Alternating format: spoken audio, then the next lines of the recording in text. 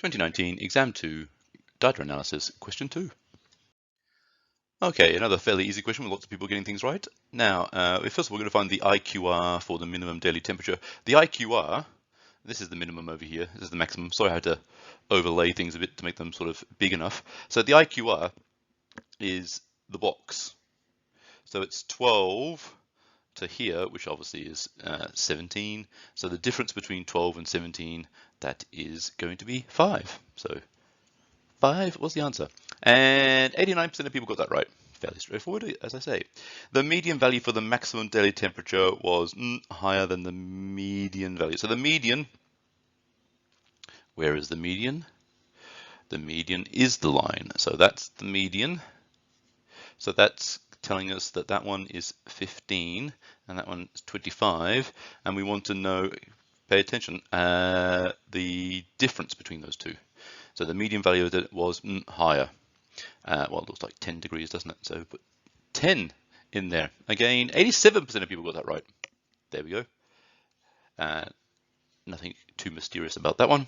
And the number of days in which the maximum daily temperature was less than the median value for the minimum daily temperature.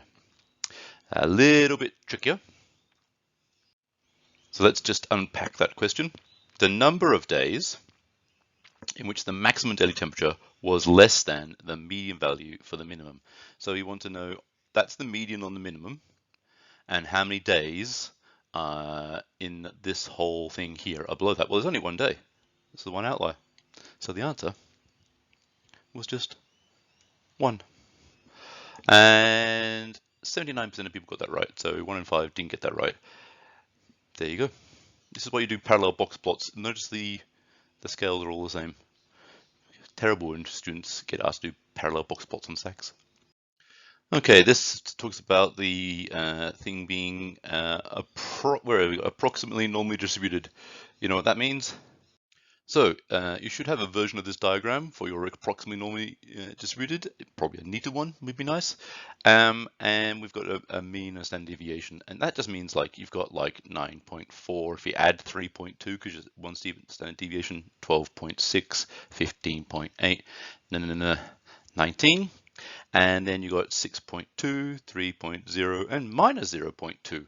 But actually, this question's a lot easier than that because it just wants the number of days, not the percentage. That's where people made a mistake, where it is greater than 9.4. So that's from this point on.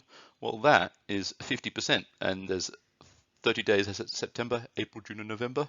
So worst mnemonic ever. I mean, lots of embers in there.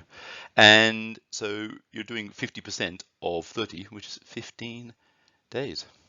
And if we look at that, 58% of people got that right. So the marks are starting to drop on these things.